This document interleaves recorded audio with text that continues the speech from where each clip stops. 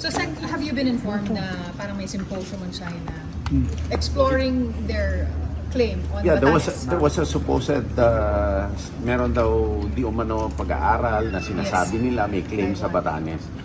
I mean, number one, ang mangyayari dito, lahat ng false claim nila, magagalvanize, lalakas, titibay ang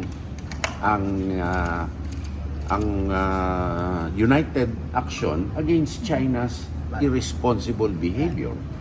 And sino ang sisisihin dito pag nagkaroon ng anti-China feeling? Sila lang. Dahil ito sa ginagawa nila, no? I mean, it's hindi nakapanipaniwala. Ngayon, sa ating mga kababayan, kung ito ay produkto ng sinasabi nilang mga scholars nila, nakita mo naman kung anong klaseng pag-iisip ang ginagawa ng isang lipunan na kontrolado ng Communist Party of China. Ano pa kaya kung hayaan ng mundo na magkapoder sila sa buong mundo? Or dito na lang sa atin, mga ganitong klaseng tao na taliwas ang utak ang magpapatakbo. So, I view this as once more, probably it's a signaling of a preconceived intention already. Hindi rin malayo na nasa plano nila yan.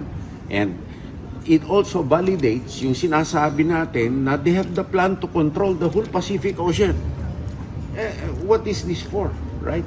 And we know, walang basihan ito, kalokohan ito. And it's ludicrous.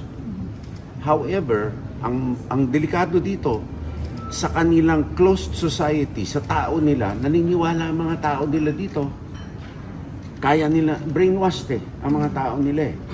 So, ito'y concerning, kaso ito'y dapat labanan. So, we should take immediate measures? Like, No, we should not allow this to go unresponded to. No?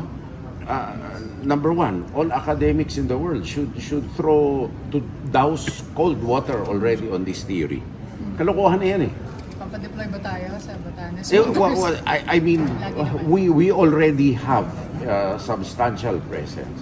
However, this will galvanize the Ivatan people against them, wherever the Ivatan people are located. So, if there is galvanization, strengthening of anti-China efforts, they have only themselves to blame.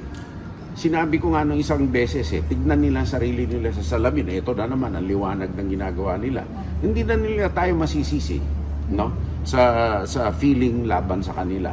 At ito yung malaking krimen sa mga mamamayan nila.